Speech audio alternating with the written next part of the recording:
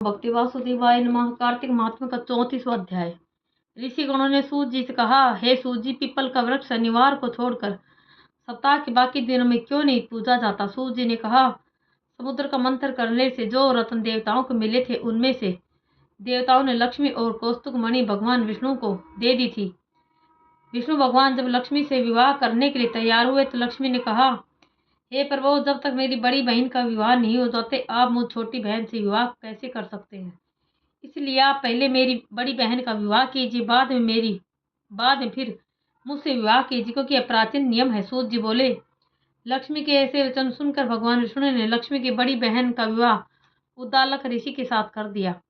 वह लक्ष्मी बड़ी कुरूप थी, बड़ा मुख, चमकते हुए दांत, वरदा के समान शरीर, बड़े बड़े लाल लाल नेत्र और रूखे बाल। महर्षि उद्दालक भगवान विष्णु के आग्रह पर उससे विवाह कर उसको वेद मंत्रों की ध्वनि से गुंजाते हुए अपने आश्रम में ले आए। वे ध्वनि से गुंजित हवन के पवित्र धुएं से सुगंधित मनोहर ऋषि आश्रम को देखकर वह बहुत दुखी हुई। उसने महर्षि उद्दालक से कहा, इस आश्रम में वेद ध्वनि हो रही है, अतः यह स्थल मेरे रहने के योग्य नहीं है, अतः तुम मुझे किसी दूसरी जगह ले चलो। उसकी बात सुनकर महर्षि उद्दालक ने कहा, तुम यहाँ पर क्यों नहीं रह सकती, और तुम्हारे रहने की योग्य दूसरी जगह कौन सी है, यह मुझे बतलाओ। लक्ष्मी जी ने कहा, जहाँ पर वेद ध्वनि होती हो, अतिथियों का सत्कार होता हो, यज्ञ आदि होते हों, उस स्थान पर मैं नहीं रह सकती। जहाँ पर पति पत्नी का आपस में प्यार हो, पितरों के निमित्त यज्ञ होते हों, देवताओं का पूजन होता हो, वहाँ पर मैं नहीं रह सकती। जहाँ दिन रात पति पत्नी लड़ते रहते हों, और जहाँ से अतिथि लोग सदा निराश लौटते हों, जहाँ पर पूज्य वर्दों, सत्य पुरुषों तथा मित्रों को अनादर होता हो, जहाँ पर अति कठोर वाणी बोली जाती है, जहाँ पर दुराचारी, चोर, पर स्त्रीगामी प्राणी रहते हैं, जहाँ पर गोयों का वध, मदपान, ब्रह्म हत्या आदि पाप होते रहते हैं, वहाँ मैं प्रसन्नता पूर्वक निवास करती हूँ।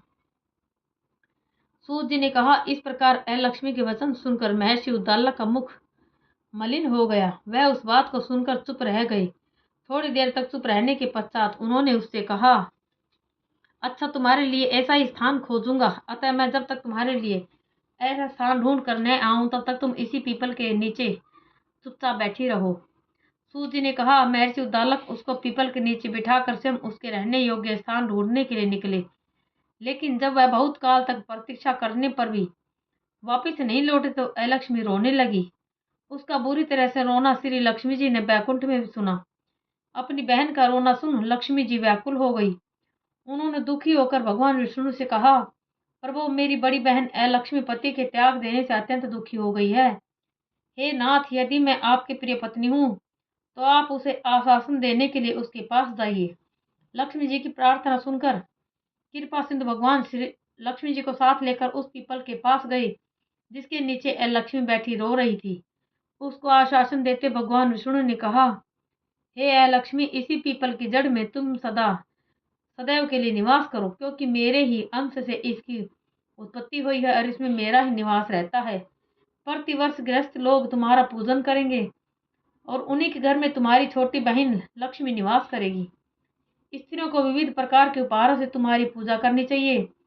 मनुष्यों को चाहिए कि वह पुष्प, धूप, गंध आदि से तुम्हारी पूजा करें, तभी लक्ष्मी उन पर प्रसन्न होगी। सूत जी ने कहा, भगवान श्री कृष्ण, सत्यभामा तथा पृथु और नारद का संवाद तुम लोगों को मैंने सुना दिया है, जिसके सुनने मात्र से ही मनुष्य के सब पाप नष्ट हो जाते हैं और उसे बैकुंठ लोक की प्राप्ति होती है। तुम लोगों को जो कुछ पूछना हो पूछ सकते हो, उसे भी मैं विस्तार पूर्वक कहूंगा।